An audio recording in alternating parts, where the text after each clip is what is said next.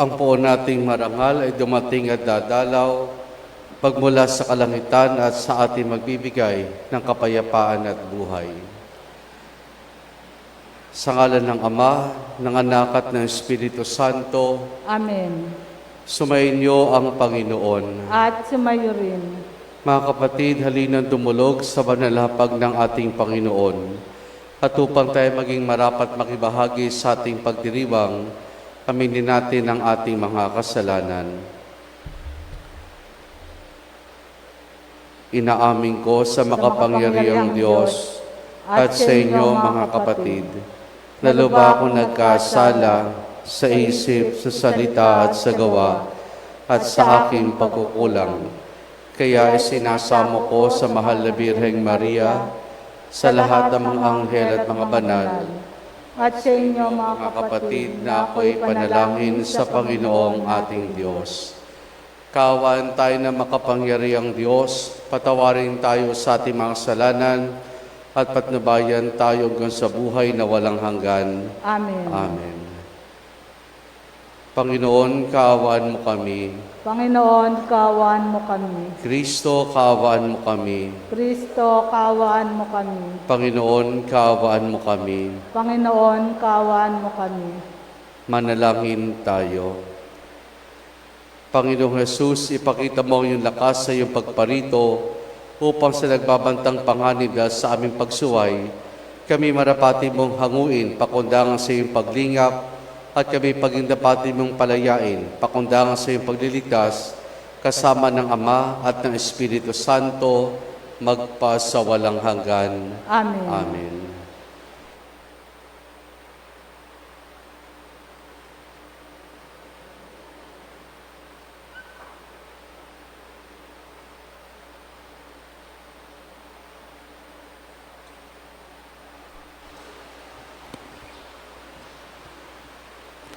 Ang salita ng Diyos mula sa aklat ni Propeta Isaías.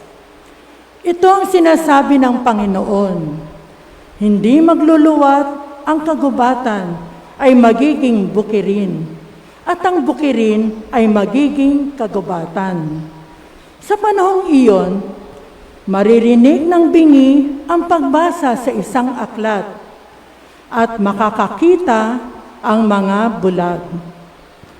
Ang mababang loob ay muling liligaya sa piling ng Panginoon at pupurihin ng mga dukha ang banal ng Israel, sapagkat ang malupit ay mapag-upasala ay mawawala na. Gayon din ang lahat ng mahilig sa kasamaan. Lilipulin ng Panginoon ang lahat ng naninirang puri, mga sinungaling na saksi, at magkakait ng katarungan sa mga matuwid. Ito ang sinasabi ng Panginoon, ang Diyos na tumubos kay Abraham, tungkol sa sambayan ni Jacob. Mula ngayon, ang bayang ito ay wala nang dapat ikahiya o ikatakot man, kung makakita ang kanyang mga anak ng aking mga ginawa. Iingatan nilang banal ang aking pangalan.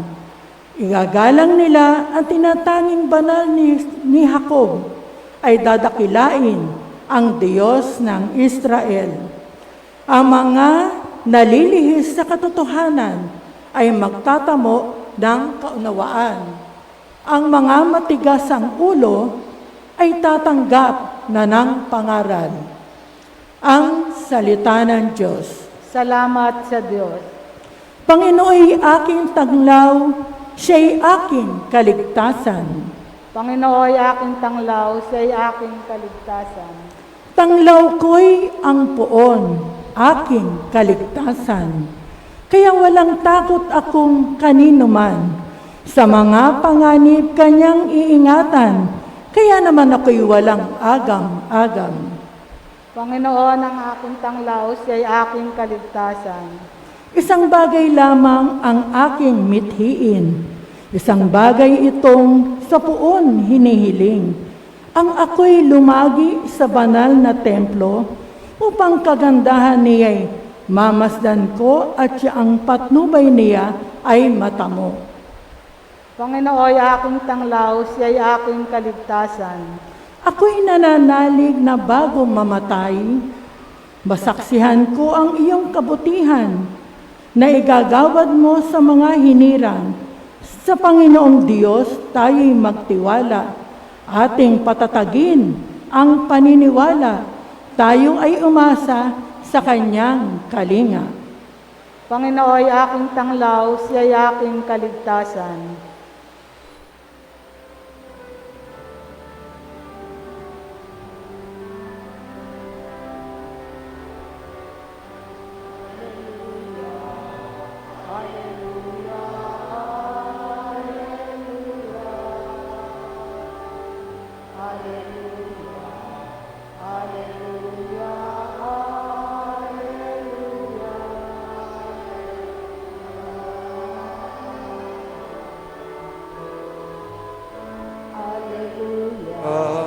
Hallelujah, hallelujah, hallelujah, hallelujah, hallelujah.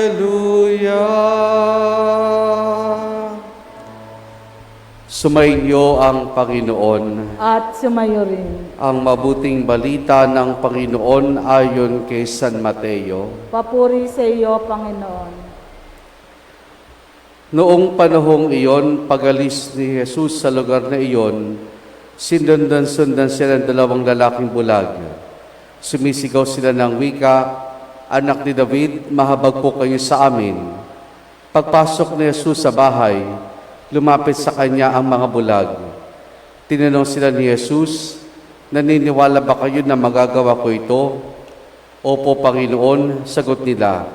At tinipon niya ang kanilang mga mata at sinabi, "Mangyari sa inyo ang ayon sa inyong paniniwala."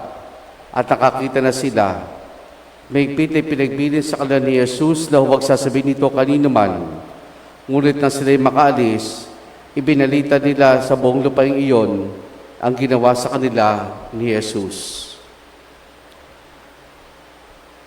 Ang mabuting balita ng Panginoon. Pinupuri ka namin, Panginoong Jesucristo. Magandang umaga po sa ating lahat. Mga kapatid, sa parehong pagbasa natin sa araw na ito, ay parehong lumitaw yung aspeto ng pagkakakita ng mga bulag. Sa ating unang pagbasa ay ating napakinggan ang pahayag ni Propeta Isaias na sa pagdating ng Mesiyas, ang mga bulag ay makakakita. At hindi sa ating ebanghelyo na kung saan ay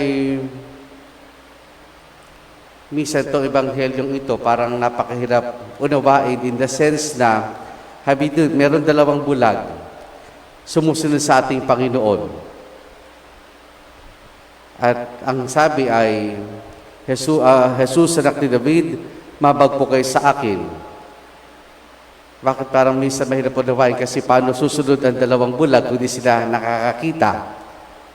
Sumunod sila hanggang sa kinaroroonan ng Panginoon na kung saan ay pumasok si Jesus sa isang bahay at ang kasunod ng bahay ay sumunod yung dalawang bulag. So parang very parang nakapagtataka. Well, anyway, hindi man po siguro yun ang naisipahiwatig dito ng Panginoon ng Ebanghelisang si San Mateo, kundi yung pagkapagaling na binigay ng Panginoon doon sa dalawang bulag. Dalawang bagay po nais kong pagtunan dito ng pansin. Una, naglalakad si Jesus sa sinusundan. Napakinggan na niya at siguro na nakasalamuhan na niya itong dalawang bulag, pero hindi niya kagad dito pinagaling. Sa halip, pumasok pa sila sa isang bahay at doon lamang hinarap ni Jesus ang dalawang bulag na ito at tinanong kung anong nais mong gawin niyo sa akin. Naniniwala ba kayong kaya kong gawin ito? Hinto po tayo dito. pumasok sa isang bahay. Sa labas kasi maraming tao. Sa bahay, sila lamang. Ano isang pinupunto dito ng Panginoon? Ayaw niyang i-publicize yung lahat ng kanyang ginagawa. Ayaw niyang i-publicize ang lahat ng kanyang ginagawa. At siguro yun din ang dahilan kung bakit doon sa loob ng bahay ginawa yung pagkapagaling at kung bakit ang biling niya doon sa 2 bulag na nakakita ay huwag itong sasabihin kanino man. At anong dahilan dito ng Panginoon? Yung isa, ayaw ni Jesus na magkaroon ng maling pag-aakala at pagkakilala sa Kanya, na maring isipin lamang ng mga tao sa Kanya na siya isang wonder worker or miracle worker. Hanggang doon lamang. Kumbaga pag ganoon, parang napakababaw na magiging pagkakilala ng mga tao sa ating Panginoon. Dahil ang nais ng Panginoon, mas lalo pang lumalim ang pagkakakilala sa kanya ng mga tao na hindi lang siya tagagawa ng milagro, kundi siya ang Mesiyas na hinihintay ng bayan ng Israel, siyang tagapagligtas na ipinangako ng Diyos noong sinauna pang panahon. Ayaw niyang i-publicize ito. Yung paggawa niya ng milagro, yung paggawa niya ng kabutihan. Ngayon, ito isang magandang paalaala sa bawat sa atin na sa namang kabutihan na gagawin natin. Diba sabi nga ni Jesus minsan, anumang kabutihan gagawin mo, huwag mo nang ipaalam kaysa yung pinakamatalik na kaibigan. Hayaan mo na lamang na ang Diyos at ikaw ang nakakaalam ng kabutihang ginagawa mo.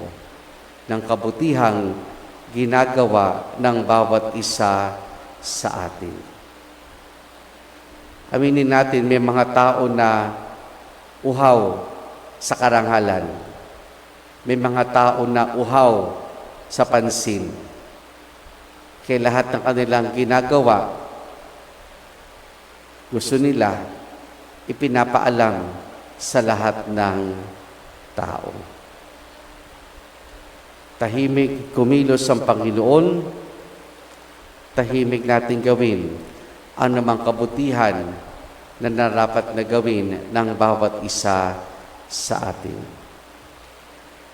Yung pangalawa na nais yung pagtuon natin ng pansin ay para sa ating lahat.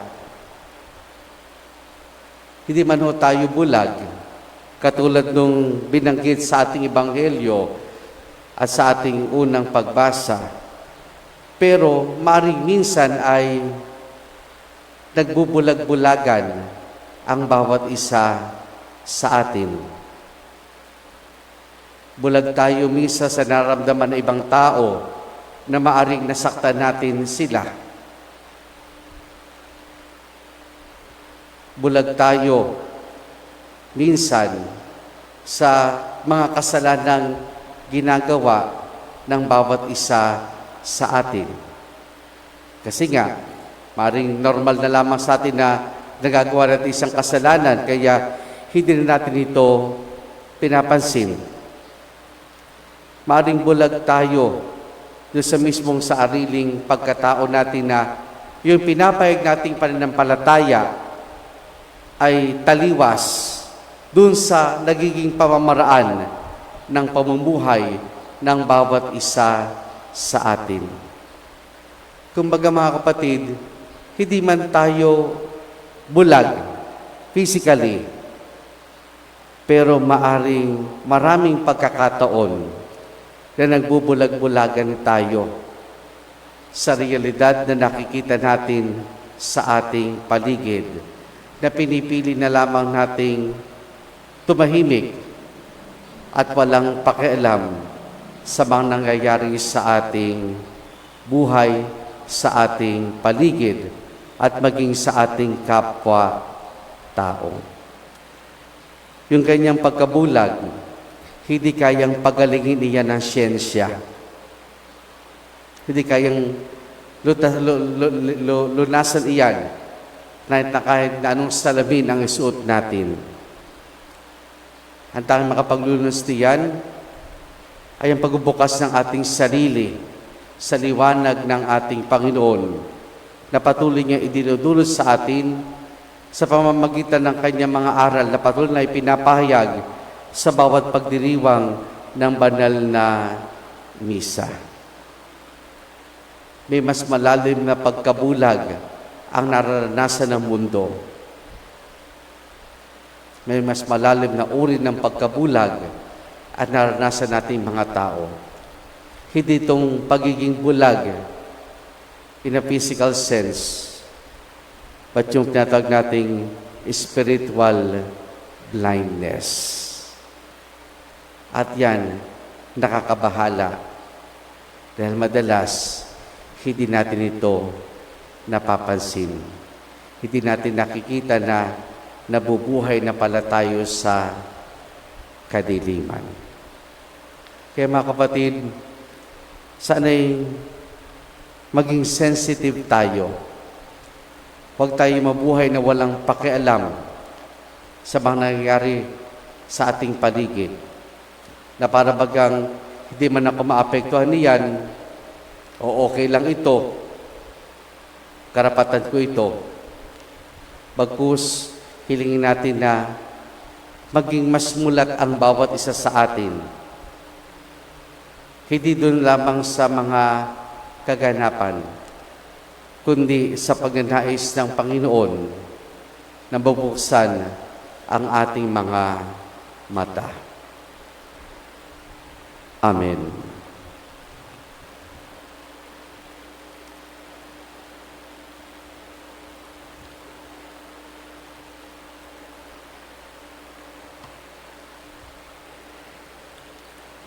Hilingin natin sa Diyos Ama na buksan ang ating mga mata upang makita natin ang Kanyang daan at makasunod tayo ng buong puso sa Kanya.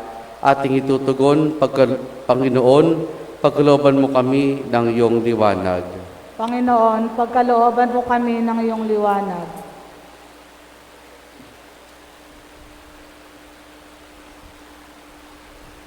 Ang simbahan, naway maging isang kapanipaniwalang saksi ng Ebanghelyo at maging matatag na gabay ng kapayapaan at pagkakaisa.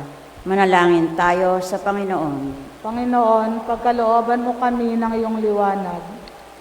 Ang mga nanunungkulan sa pamahalaan, naway maging mga lalaki at babaeng may prinsipyo at dangal. Manalangin tayo sa Panginoon. Panginoon, pagkalooban mo kami ng iyong liwanag. Tulad ng dalawang lalaking bulag, naway magkaroon tayo ng matatag na paniniwala kay Jesus at sumunod sa Kanya sa daan ng buhay. Manalangin tayo sa Panginoon. Panginoon, pagkalooban kami ng iyong liwanag. Ang mga pinanlalabuan ng paningin, naway makapagtiis sa kanilang paghihirap at makatagpo ng lunas. Manalangin tayo sa Panginoon. Panginoon, pagkalooban kami ng iyong liwanag. Ang mga namayapa, nating kamag-anak at kaibigan, naway pagkalooban ng liwanag na walang katapusan at walang hanggang kapahingahan. Manalangin tayo sa Panginoon. Panginoon, pagkalooban kami ng iyong liwanag.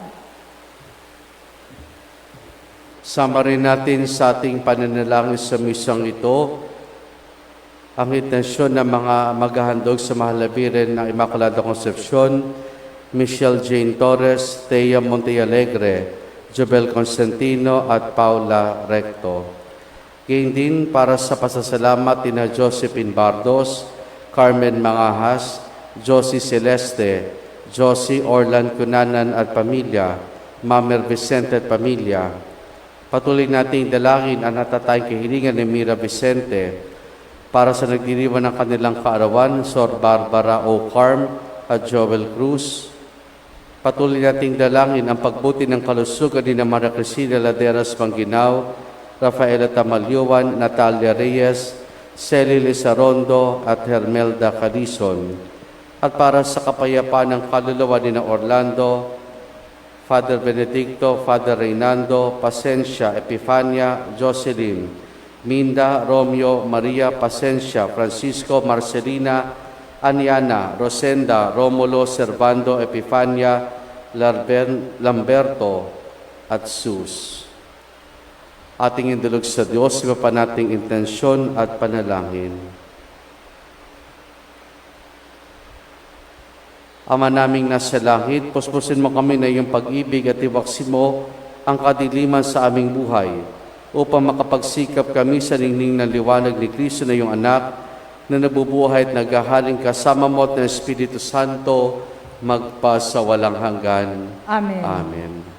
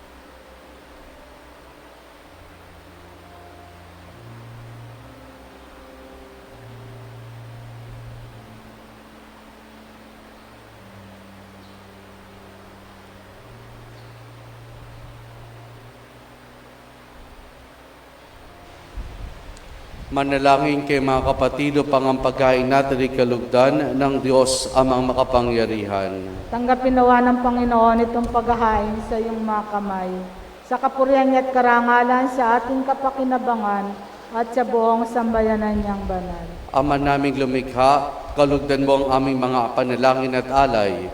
Sa anumang kakulangan na aming abang nakayanan, naway ang pag-ibig mong magbigay kapupunan sa pamamagitan ni Jesus, kasama ng Espiritu Santo magpa sa walang hanggan. Amen. Sumainyo ang Panginoon. At sumayo rin. Taas sa Diyos sa inyong puso at diwa. Tinaas na namin sa Panginoon. Pasalamatan natin ang Panginoong ating Diyos. Marapat na siya ay pasalamatan. Ama naming makapangyarihan, tunay nga marapat na ikaw ay aming pasalamatan sa pamamagitan ni Jesus na aming Panginoon. Siya'y sinugo mo upang matupad ang iyong magandang balak para sa lahat. Hindi niya kinahiyang mamuhay ng mahirap upang mapakasama niya kaming matapat. Siya'y naging hindi na iba sa amin upang maitampok niya kami sa iyong piling. Sa kanyang lantarang muling pagdating, ang pagkisama niya'y puspusang magniningning. Ang tapangako niyang kapanapanabik ay nasa naming lubos na makakamit. Kaya kaisa ng mga anghel, nagsisiawit ng papuri sa nang walang humpay sa kalangitan, kami nagbubunyi sa iyong kadakilaan.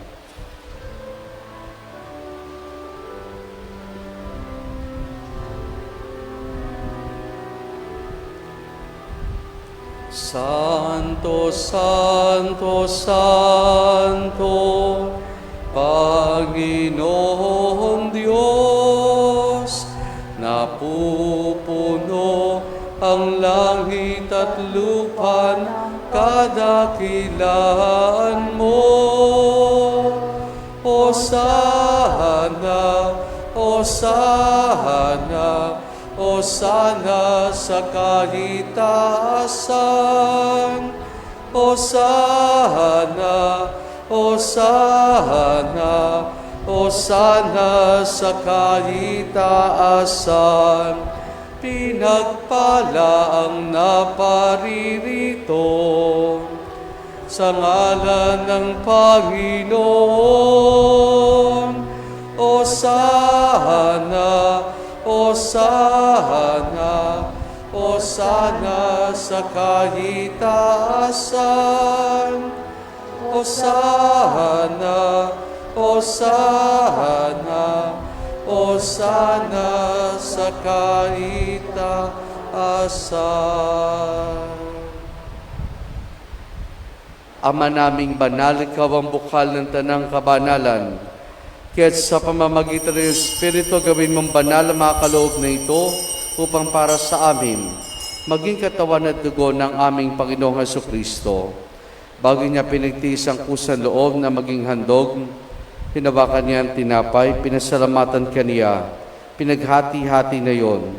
Iniabot sa kanya malagad at sinabi, tanggapin ninyo lahat ito at kanin itong aking katawan na ihahandog para sa inyo.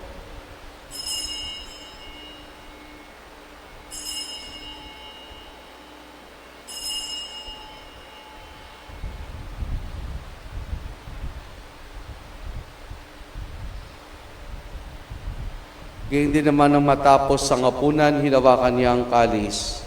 Muli kanyang pinasalamatan. Iniabot niyang kalis sa kanyang malagad at sinabi, tanggapin ninyo lahat ito at inumin itong kalis ng aking dugo ng bago't wala hanggang tipan.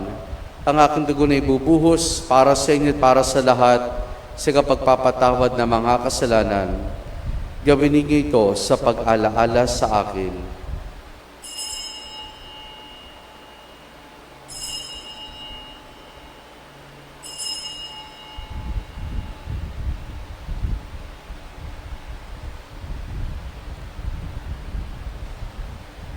Ang misteryo ng ating pananampalataya. Si Kristo ay dumitahin, sarili ay inihain, bilang pagkahit inumin, pinagsasaluhan natin, hanggang sa siya'y dumating.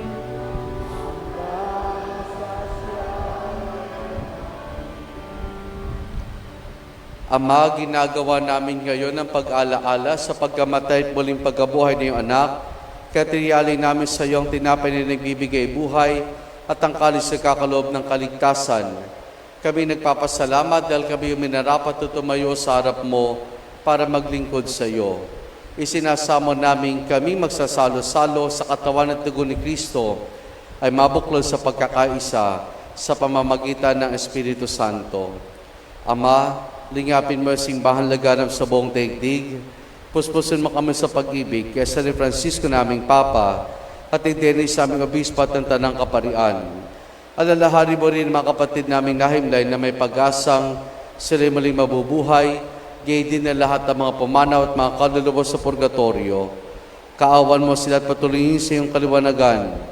Kaawan mo at pagindapati kaming lahat na makasalo sa iyong buhay na walang wakas. Kaisa ng mahal na Birheng Maria na Ina ng Diyos, ang kanyang kabiyak ng puso si San Jose, kaisa ng mga apostol ni San Juan Bautista at ng lahat ng mga banal na namuhay dito sa daigdig ng kalugod-lugod sa iyo. May pagdiwanawa namin ang pagpupuri sa kararangal mo sa pamamagitan ng iyong anak na aming Panginoong Hesukristo.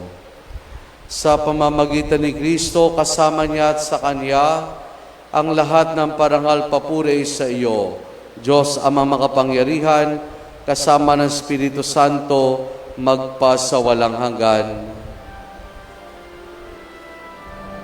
Amen. Amen.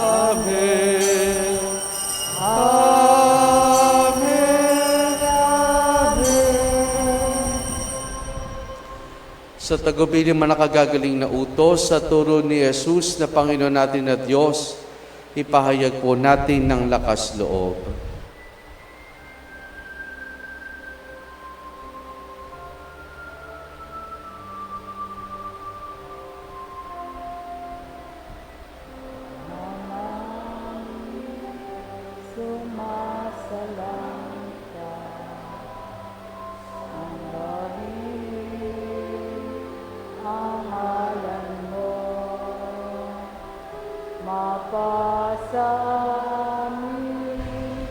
Ang kaharian mo, sundin ang loob mo, dito sa lupa para nang sa langit.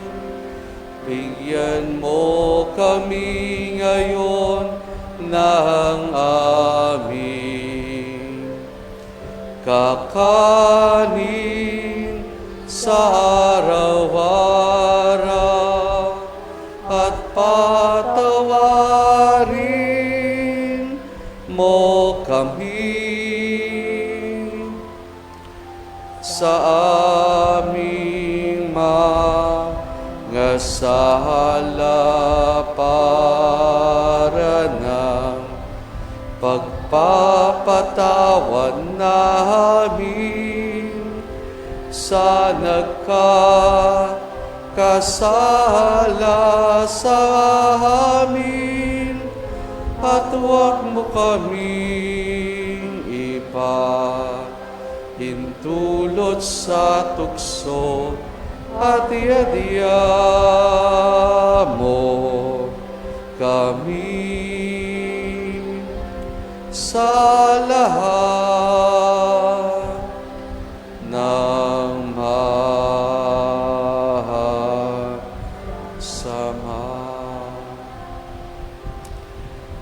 Hinihiling namin kay Maria sa lahat ng masama, pagkalooban ng kapayapaan araw-araw, iligtas sa kasalanan, at ilayo sa lahat ng kapahamakan, samantalang aming masayang pinananabikan ang dakilang araw ng pagpapahayag ng tagapagligtas naming si Jesucristo. Sapagkat iyo ang kaharian at ang kapangyarihan at ang kapurihan magpakailanman. Amen. Panginoong Jesucristo, sinabi mo sa iyong mga apostol, kapayapaan ang iniwan ko sa inyong aking kapayapaan ibinibigay ko sa inyo. Tunghayan mo aming pananampalataya at huwag ang aming mga pagkakasala. Pagkalooban mo kami ng kapayapaan at pagkakaisa ayon sa iyong kalooban, kasama ng Espiritu Santo magpa sa walang hanggan. Amen. Ang kapayapaan ng Panginoon ay lagi nawang sumainyo. At sumayo rin. Mga kapatid, maghangad at magbahagi tayo ng kapayapaan ni Jesus sa isa't isa. Peace be with you po.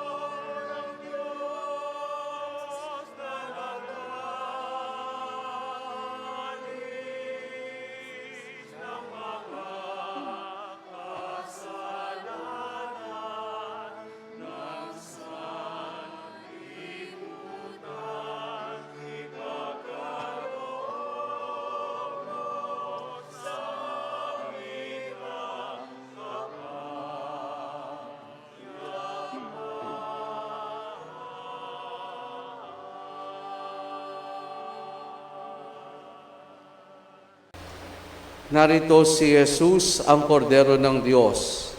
Siya nag-aalis sa mga kasalanan ng sanlibutan. Mapalad ang mga inaaniya niya makiisa sa kanyang banal na piging. Panginoon, hindi ako karapat-dapat na magpatuloy sa iyo, ngunit sa isang salita mo lamang ay gagaling na ako.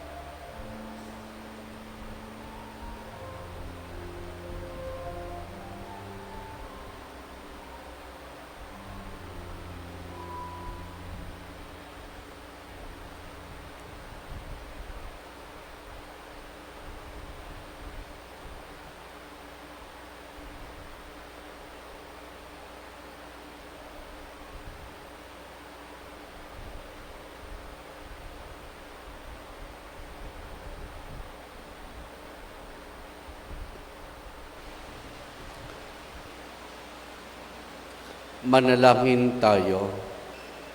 Ama naming mapagmahal, kaming pinapakinabang mo sa iyong banal na salo-salo, ay turuan mong kumilala sa layunin na yung manilikhang bagay na dapat naming gamitin upang kaming sumapit sa iyong piling sa pamamagitan ni Jesus kasama ng Espiritu Santo magpasawalang hanggan.